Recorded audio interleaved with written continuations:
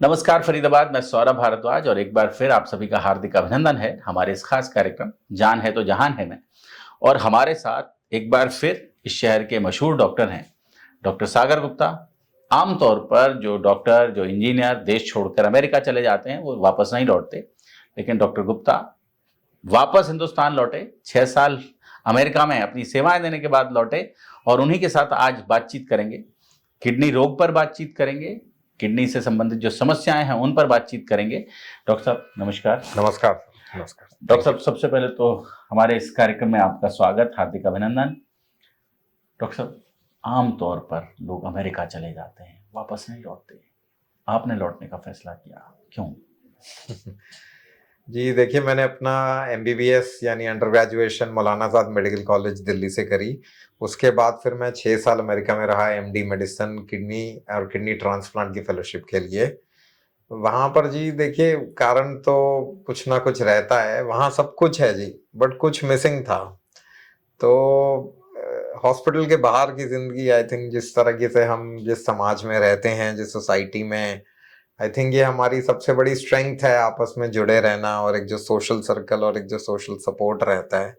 तो ये बहुत मिस करता था सर। मैं यहीं फरीदाबाद का लोकल रहने वाला हूँ। मेरे वाइफ की सारी फैमिलियाँ दिल्ली एनसीआर में एक्सटेंडेड एरिया में सब रहते हैं। पुराने जो मित्र हैं सब यहीं। तो यहाँ पर अलग मज़ा है सर, वहाँ का अलग मज़ा है। एक जगह दूसरे से बेहतर नहीं है, दोनों की अपने अपने गुड और बैड पॉइंट्स हैं। तो आपको यहाँ का अच्छा लगा इसलिए वापस? बहुत अच्छा लगा जी। मैं 2017 में वापस आ गया था, अभी तक तो वापस जाने की कभी नहीं सोची है, तो यहीं के हैं सर। डॉक्टर साहब, आमतौर पर किडनी को लेकर लगातार लोग परेशान रहते हैं और किडनी से संबंधित जो समस्याएं हैं, जो रोग हैं, वो लगातार बढ़े हुए रिपोर्ट हो रहे हैं। क्या वजह है इसके पीछे? ये आपने बहुत अच्छा सवाल पूछा सर कि किडनी रोग आजकल बहुत कॉमनली आप सुन रहे होंगे हर दूसरे चौथे आदमी को।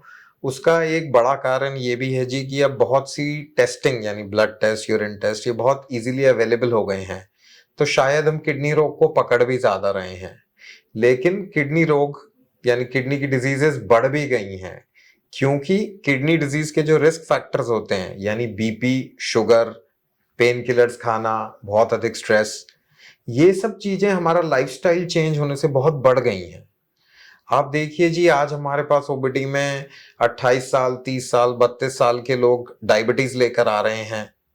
उनका खान पान, उनका लाइफस्टाइल, जो स्ट्रेस सिचुएशन है, जो बैड हैबिट्स हैं, स्मोकिंग, ड्रिंकिंग, पूरा दिन सेडेंटरी लाइफस्टाइल यानी बैठे बैठे पूरा दिन लैपटॉप कंप्यूटर पे काम करना या ज्यादा खेल कूद एक्टिविटी ना करना, तो ये सारी चीजें डायबिटीज और ब्लड प्रेशर में कंट्रीब्यूट कर रही हैं। और पूरी दुनिया में इंक्लूडिंग इंडिया, किडनी खराब होने का नंबर 1 कारण शुगर होता है जी। तो हमारा जो मॉडर्न लाइफस्टाइल है, कहीं ना कहीं हम जो अपनी पुरानी जो हमारी अच्छी चीजें थी, स्वस्थ खान पान, एक्सरसाइज, चलना फिरना, इन सब चीजों से जितना हम दूर जा रहे हैं, उसी कारण से बहुत सारी बीमारियां बढ़ गई हैं, जैसे हार्ट की, कैंसर की, और ऐसे ही किडनी की डिजीज भी इसलिए सर बहुत बढ़ गई है। डॉक्टर साहब, आमतौर पर जब चर्चा होती है, आमतौर पर बातचीत होती है, तो जो किडनी से संबंधित रोग हैं उन रोगों को लेकर लोग बहुत ज़्यादा परेशान होते हैं। और एक ऐसी बात जो आमतौर पर कभी समाज में बैठते हैं तो लोग कहते हैं कि बियर पीनी चाहिए, किडनी की प्रॉब्लम है तो आदमी को बियर पीनी चाहिए। इसमें कहाँ तक सच्चाई है डॉक्टर साहब? ये इस सलाह से सर मैं बिल्कुल भी अग्री नहीं करूंगा। ये जो बियर पीने की सलाह का प्रचलन निकला है आमतौर पे, ये निकला है सर किडनी स्टोन्स यानी किडनी की पथरी के लिए। किडनी की पथरी आपके यूरिन के पाइप में अगर फंसी हो, तो अगर पीछे से यूरिन का फ्लो आएगा तो वो पथरी को लेके निकल जाएगा। यूरिन यानी पेशाब का फ्लो पीछे से आएगा तो निकल जाएगा। तो अगर आप कोई भी आप फ्लूइड यानी तरल पदार्थ यानी लिक्विड पी लें जी, पानी है, जूस है, पेप्सी है, लिम्का है, कुछ भी आप लेंगे तो उससे आपका शरीर यूरिन बनाएगा और यूरिन के बहाव से पथरी निकल जाएगी। क्योंकि बियर में काफी पानी अंदर जाता है और बियर एक डायूरेटिक होती है, यानी उससे शरीर और ज्यादा पानी बाहर फेंकता है, तो उससे खूब यूरिन प्रोड्यूस होता है, तो उससे पथरी निकल जाती है। तो इसीलिए इस एडवाइस का प्रचलन हम देखते हैं बड़े कॉमनली कि बियर पीजिए। जो डॉक्टर नहीं होते वो भी बोल देते हैं। हाँ जी, हाँ जी। तो बियर पीने की सलाह मैं ऐसे नहीं दूंगा जी। किडनी की पथरी आप कोई भी लिक्विड यानी कोई भी तरल पदार्थ फ्लूइड लेंगे उससे यूरिन बनेगा, उससे बाहर आ जाएगी। अगर आपको किडनी की दूसरी बीमारियां हैं तो उसमें उल्टा आपको बियर बहुत ज्यादा नुकसान करेगी और आपको बिल्कुल नहीं लेनी चाहिए। अगर आपको हार्ट की समस्या है, साथ में किडनी की समस्या है, तो आपके पैरों में सूजन आ सकती है, सांस फूल सकता है। तो किडनी पेशेंट को सर बियर कभी नहीं लेनी चाहिए। डॉक्टर साहब, कौन कौन से खास रोग हैं जो आमतौर पर इस इलाके में, दिल्ली एनसीआर की अगर हम बात करें, यहाँ पेशेंट्स को देखने में आ रहे हैं किडनी से संबंधित? देखिए जी, किडनी की जो डिजीज है, यानी किडनी, हमारे शरीर में 2 किडनी होती हैं, उनका काम है खून की सफाई यानी फिल्ट्रेशन। तो अगर किडनी फिल्ट्रेशन नहीं कर रही होती है तो जो हमारा एक ब्लड टेस्ट होता है, किडनी फंक्शन टेस्ट, उसमें एक पैरामीटर होता है सर जी, क्रिएटिनिन, सीरम क्रिएटिनिन, वो बढ़ने लगता है। 1 नॉर्मल होता है, 5-6 के ऊपर हम कहते हैं कि जी किडनीज फेल हो गई हैं। तो एक तो सबसे पहले जी, ये जो किडनी फेलियर है यानी क्रॉनिक किडनी डिजीज है, ये सबसे कॉमन है। इसकी स्टेजेस होती हैं, स्टेज 1 2 3 4 5। शुरुआती स्टेज 1 हो गई जी, एंड स्टेज 5 हो गई। उसके बाद ही आपने नाम सुनेंगे सर, किडनी के लिए डायलिसिस या किडनी ट्रांसप्लांट करना होता है। तो क्रॉनिक किडनी डिजीज यानी किडनी की जो बीमारी है जो स्टेज 4-5 तक पहुंच गई है, ये सबसे कॉमन है। उसके बाद किडनी की जो और डिजीजेस हैं, जैसे किडनी में पथरी पड़ना या किडनी की जन्म से बनावट खराब होना। उसके बाद किडनी का एक्यूट किडनी इंजरी कहते हैं जी हम, किडनी का नया रोग, यानी किसी भी कारण से शरीर में कोई बीमारी आई, कोई गलत दवा ले ली, उससे किडनी टेम्परेरीली बैठ जाती है, तो उसको भी फिर दवाइयों से और बाकी इलाज से हम वापस स्टार्ट करते हैं, तो किडनी नॉर्मल हो जाती है। तो इस तरह के जो किडनी रोग हैं, ये बहुत हम आजकल देख रहे हैं सर। डॉक्टर साहब, जब किडनी फेल हो जाती है आमतौर पर, तो डायलिसिस पर लोग आ जाते हैं और कहा जाता है कि डायलिसिस इसका समाधान नहीं है। इसका समाधान है कि आप किसी की किडनी ट्रांसप्लांट करा लें, परिवार में से किसी का ले लें। तो ये कहाँ तक मतलब सही होता है? बिल्कुल जी, आपने जो कहा कि अगर किडनी फेल हो जाए, तो अभी जैसे मैंने कहा कि किडनी फेलियर 2 प्रकार का है। एक नया किडनी फेलियर यानी एक्यूट किडनी इंजरी, और एक होता है पुराना किडनी फेलियर यानी क्रॉनिक किडनी डिजीज। हमारी लाइन में sir anything more than 3 months, यानी अगर आपको 3 महीने या उससे अधिक बीमारी चल रही है तो उसको क्रॉनिक कहा जाता है।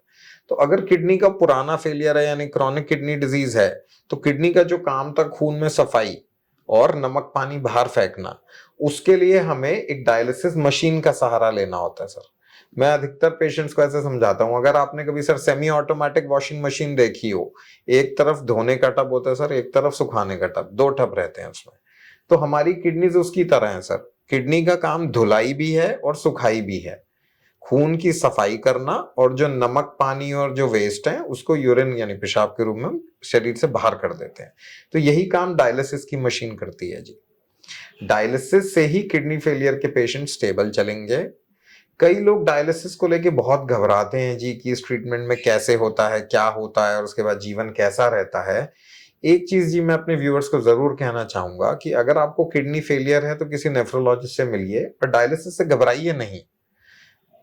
नॉर्मल, अगर आपको शुगर नहीं है तो आप इवन 12 से 15 साल सर डायलिसिस पे नॉर्मली एवरेज अलाइव रह सकते हैं सर। मैंने पर्सनली 26 साल पेशेंट को डायलिसिस पे अलाइव देखा है।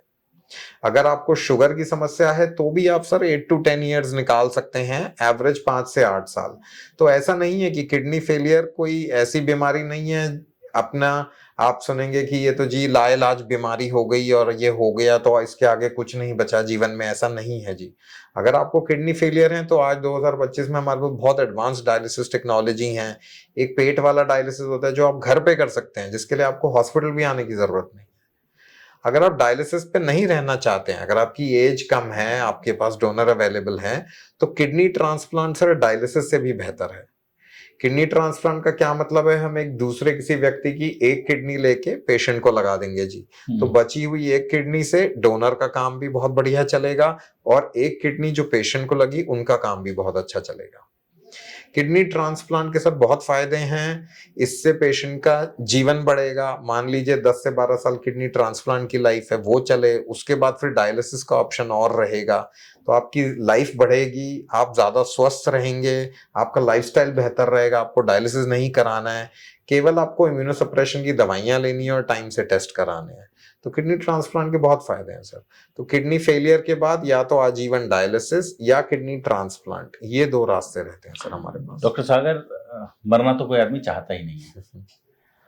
आमतौर पर भारत में ये जो किडनी ट्रांसप्लांट की बात कर रहे हैं, ये केवल और केवल क्लोज रिलेशंस में हाँ जी संभव है, इसी की अनुमति मिलती है। और ये मतलब आप समझें कि मरीज के लिए इसको जुटाना बेहद दुरूह कार्य हो जाता है। जो व्यक्ति चाहता भी है कि मैं ट्रांसप्लांट करा लूँ, मेरे पास पैसा भी है, मैं खर्च कर लूँ, तो आदमी को डोनर ढूंढने के लिए बड़ी मशक्कत करनी पड़ती है। आप बिल्कुल सही कह रहे हैं सर, लेकिन इसका रीजन है सर, हम इंडिया में जो बाय द लॉ गवर्न हमें कर रहा है उसका नाम है होटा, human organ transplant act sir.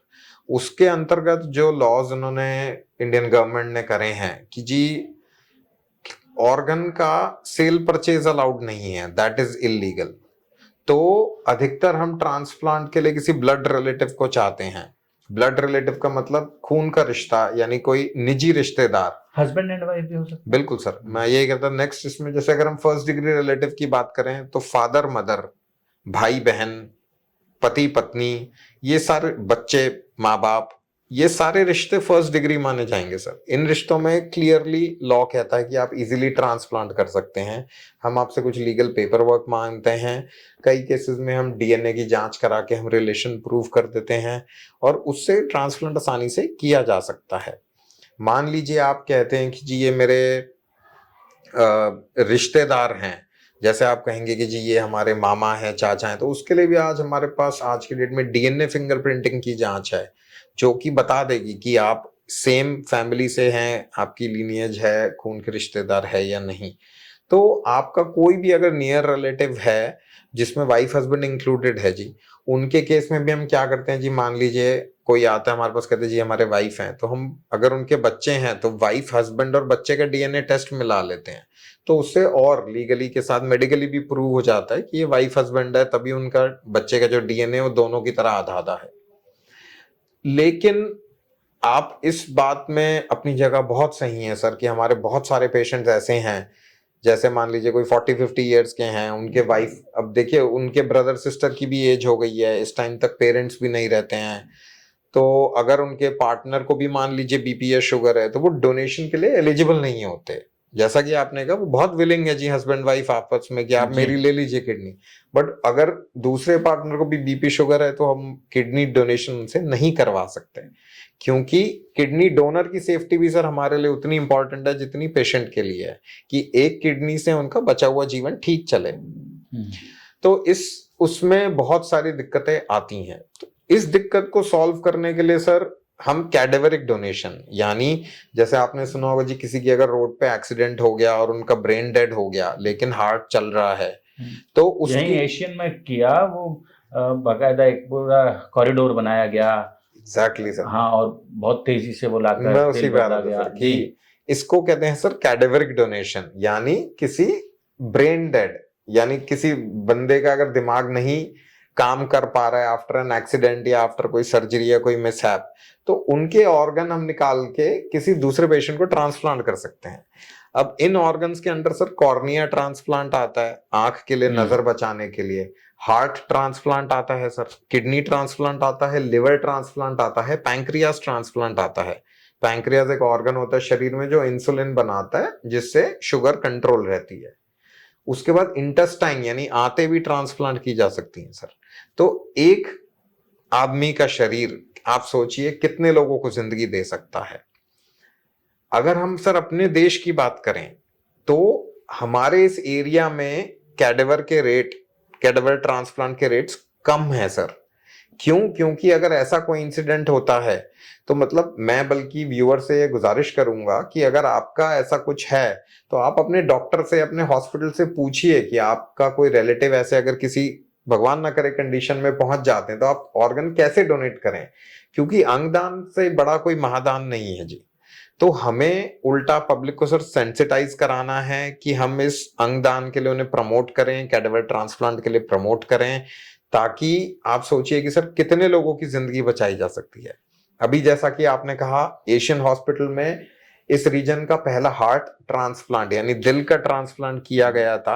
जैसा कि आपने कहा सर, उसके लिए जब ऑर्गन आए थे दिल्ली से हार्वेस्ट करने के लिए एक टीम जाती है कि उस शरीर से ऑर्गन निकालना, उसके बहुत ही स्पेशलाइज्ड बॉक्सेस और सोल्यूशन होते हैं जिसमें ऑर्गन को रख के लाया जाता है।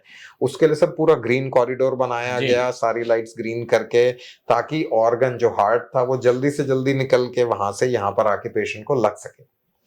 और उससे आप सोचिए, एक शरीर में दो किडनी है सर, तो अगर कोई पेशेंट अपने रिलेटिव का अगर किसी के साथ ऐसा मिसहैप होता है, वो ऑर्गन डोनेशन को तैयार होता है, तो आप सर दो डायलिसिस पेशेंट्स को किडनी लगा सकते हैं। उसके लिए बकायदा सरकार ने एक फॉर्मल ऑफिशियल लीगल सिस्टम बना रखा है, NOTO यानी NOTO, national organ transplant organisation के तहत हॉस्पिटल रजिस्टर करते हैं, बकायदा लिस्ट बनाई जाती है कि किस पेशेंट का क्या ब्लड ग्रुप है, उन्होंने कैसे लिस्टिंग करी है, और उसके तहत सर ऑर्गन अलॉट होता है।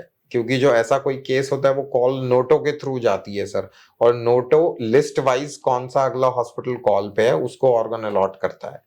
हमारे देश में ही सर अगर हम सेंट्रल इंडिया या साउथ इंडिया की बात करें तो बहुत सारे ऑर्गन ट्रांसप्लांट कैडेवर वाले हो रहे हैं सर। तो मतलब मैं ये इस इंटरव्यू के बीच में एक छोटा सा मौका लेके पब्लिक से यही रिक्वेस्ट करूंगा सर कि आप अंगदान एक बहुत बड़ा महादान है, इस विषय पर सोचिए। अगर आप खुद जीवित हैं और ये देख रहे हैं और आप ऑर्गन डोनेट करना चाहते हैं तो ऑर्गन डोनेशन के लिए आप रजिस्टर कर सकते हैं एडवांस में। क्योंकि अगर मतलब कोई मेरे से कहे जी तो मैं आज ऑर्गन डोनर कार्ड साइन कर दूंगा, मुझे जाने के बाद सर अपने ऑर्गन्स का क्या करना है?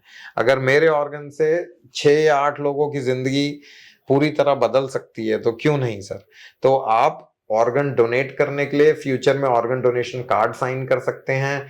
अगर अगेन भगवान ना करे आपके निजी परिवार में कुछ ऐसा होता है तो वो भी आपको सोचना चाहिए और अपने हॉस्पिटल में पूछना चाहिए कि ऑर्गन डोनेशन की क्या फैसिलिटी है सर। डॉक्टर साहब, हमें पता कैसे चले कि हम इस रोग से पीड़ित हो गए हैं, हमारी किडनीज को कुछ प्रॉब्लम आ रही है, ये आम आदमी को पता कैसे चले? नहीं जी, अनफॉर्चुनेटली किडनी डिजीज का अधिकतर मतलब ज्यादातर केसेस में शुरुआत में कोई लक्षण नहीं आता। ये एक बहुत बड़ा रीजन है कि sir kidney disease early stages में नहीं पकड़ी जाती है, स्टेज 1, 2, 3 में। जब तक हमारे पास पेशेंट आते हैं तब तक किडनी डिजीज ऑलरेडी काफी एडवांस हो चुकी होती है और हम उसे कई बार रिवर्स भी नहीं कर पाते। कुछ केसेस में आपको आपके यूरिन में यानी पेशाब में खून दिखेगा, रेड कलर का यूरिन आ रहा है या बहुत ज्यादा झाग बन रहा है जब आप यूरिन कर रहे हैं, ये सिम्टम हो सकता है। या फिर आपको आपके साइड में, फ्लैंक बोलते हैं हम इसे, एक तरफ या दूसरी तरफ बहुत दर्द हो रहा है पथरी का या किसी और अन्य कारण से, तो ऐसे केसेस में आपको किडनी के बारे में सोचना चाहिए।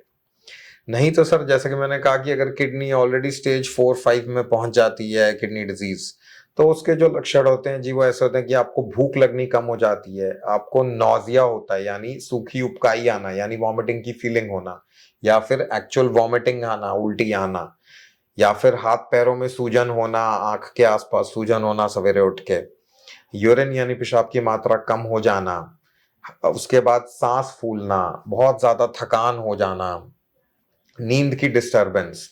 तो ये सारे किडनी के एडवांस किडनी फेलियर के सिम्टम्स होते हैं। तो आपको अगर ऐसा कुछ भी हो या आपको मान लीजिए कोई रिस्क फैक्टर है, जैसे किडनी डिजीज के रिस्क फैक्टर क्या है? शुगर यानी मधुमेह रोग यानी डायबिटीज, बीपी यानी हाइपरटेंशन यानी उच्च रक्तचाप, या फिर आप बहुत ज्यादा पेन किलर खा रहे हैं सर, या कोई किडनी की अंदरूनी बीमारी। अगर आपको इनमें से कोई भी रिस्क फैक्टर है किडनी प्रॉब्लम होने का, तो आपको सर रेगुलर नियमित ब्लड एंड यूरिन टेस्ट कराने चाहिए। आप अगर इस एरिया में रह रहे हैं तो जी अब आज हमारे पास बहुत सारे लैब्स और ऐसे टेस्टिंग ऑप्शंस आ गए हैं। एशियन ने खुद भी शुरू कर दिए। हाँ जी, एशियन की होम कलेक्शन है जी, और बहुत सारे हमारे पास ऑप्शंस हैं। तो आप रेगुलरली, जैसे अगर आप यंग हो 35 to 45, 50, तो एटलीस्ट हर दूसरे साल, अगर आप 45 से ऊपर हैं और आपको कोई रिस्क फैक्टर है, तो हर साल आप अपने regular blood test and urine test कराइए। उसी में सर आप किडनी के रोग को जल्दी पकड़ सकते हैं और उसकी वहीं रोकथाम कर सकते हैं। डॉक्टर साहब, अभी जैसे हम चर्चा कर रहे हैं कि लोगों को उनके रिश्तेदारों से किडनी, लेकिन बहुत बार ऐसा होता है, जैसा अभी हम बात कर रहे थे कि रिश्तेदार इस काबिल नहीं रहे कि वो अपना, और उनका ब्लड ग्रुप चेंज हो गया या उनकी किडनी, तो फिर इस कंडीशन में क्या कर सकते हैं? बिल्कुल जी, किडनी ट्रांसप्लांट के लिए ब्लड ग्रुप मिलाते हैं जी हम। तो एक तो होता है जी ब्लड ग्रुप मैचिंग यानी एबीओ कंपैटिबल, और एक होता है blood group non matching case. तो कई लोगों को ये गलत धारणा कह लीजिए, एक ये मिथ है कि अगर ब्लड ग्रुप मैचिंग ना हो तो किडनी ट्रांसप्लांट नहीं किया जा सकता। ऐसा बिल्कुल नहीं है जी।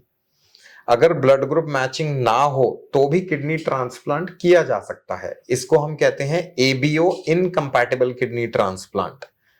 उस केस में सर हम सबसे पहले कुछ स्पेशल ब्लड टेस्ट करके देखते हैं कि ये पॉसिबल है या नहीं। उसके बाद खून की स्पेशल सफाई की जाती है पैरामीटर्स को ऑप्टिमाइज यानी ठीक करने के लिए, और ब्लड ग्रुप नॉन मैचिंग होने के बावजूद किडनी ट्रांसप्लांट सक्सेसफुली किया जा सकता है।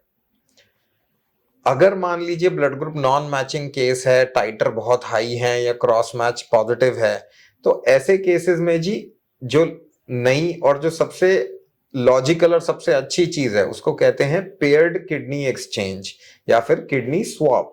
यानी कि मान लीजिए सर मैं पेशेंट हूं, मेरा डोनर मुझे डोनेट नहीं कर पा रहा है ब्लड ग्रुप नॉन मैचिंग के लिए, यहाँ पर एक दूसरे पेशेंट है, उनका डोनर उनको नहीं दे पा रहा है ब्लड ग्रुप नॉन मैचिंग की वजह से, तो हम आपस में एक्सचेंज कर लेंगे जी। उनका डोनर मुझे दे देगा किडनी और हमारा डोनर उनको दे देगा जी kidney. This is called a paired kidney exchange यानी किडनी स्वैप भी बोलते हैं। आप ये सोचिए इससे सर दोनों पेशेंट्स का कितना फायदा हो रहा है। उसमें मुझे एक्स्ट्रा दवाइयां नहीं लग रही हैं, एक्स्ट्रा प्रोसीजर नहीं हो रहा है ब्लड ग्रुप मैचिंग के लिए। उससे मेरा टाइम, मेहनत, पैसा, रिस्क सब कुछ कम हो जाता है। तो ये बहुत अच्छी चीज है कि अगर आप पेयर्ड किडनी एक्सचेंज कर सकें। आप देखिए सर विदेशों में ये नेक्स्ट लेवल जा चुका है। मान लीजिए मैं नॉर्थ इंडिया के सारे सेंटर्स की एक लिस्ट बना दूं, मेरे पास एक पेशेंट आया जिनका ब्लड ग्रुप मैचिंग नहीं है, तो हम उसे रजिस्ट्री या डेटाबेस में डाल देते हैं, और दूसरे अस्पताल में भी कोई ऐसा केस है तो हम दूसरे हॉस्पिटल से भी एक्सचेंज कर सकते हैं। तो मुझे ऐसा लगता है सर कि आने वाले 10 से 20 साल में इंडिया में भी सर हम वहां पर पहुंच चुके होंगे। किडनी पेयर्ड एक्सचेंज की रजिस्ट्रीज इंडिया में बन चुकी हैं सर। बहुत सारे सेंटर, अहमदाबाद में भी कई बड़े हॉस्पिटल हैं, और बहुत सारे लोग अंतर्राष्ट्रीय स्तर पे जो हो रहा है वही सब कुछ इंडिया में हम कर रहे हैं। तो पेयर्ड किडनी एक्सचेंज भी एक बहुत बढ़िया ऑप्शन है sir in case blood group non matching है या और कोई एंटीबॉडी की दिक्कत आ रही है। और अब धीरे धीरे जैसे सर लोग इस रोग से मतलब और ज्यादा फेमिलियर हो रहे हैं, ट्रीटमेंट एडवांस हो रहे हैं, अच्छे सेंटर खुल रहे हैं सर, अच्छे डॉक्टर्स अच्छी सलाह दे रहे हैं, तो आने वाले कुछ सालों में ये किडनी पेयर्ड एक्सचेंज और बढ़ेगा सर इंडिया में। हालांकि जिन लोगों के पास अभी नहीं होती व्यवस्था देश में, वो विदेश भी जाते हैं इसके लिए, दूसरे देशों में जाके भी सेवाएं लेते हैं, पर वो आज हमारा चर्चा का विषय नहीं है। डॉक्टर साहब, हमें समय देने के लिए, हमारे साथ बातचीत करने के लिए आपका बहुत बहुत धन्यवाद। शुक्रिया सर। जोड़ेंगे फरीदाबाद आपको शहर की ऐसी ही और महत्वपूर्ण चर्चाओं के साथ। बहुत बहुत धन्यवाद।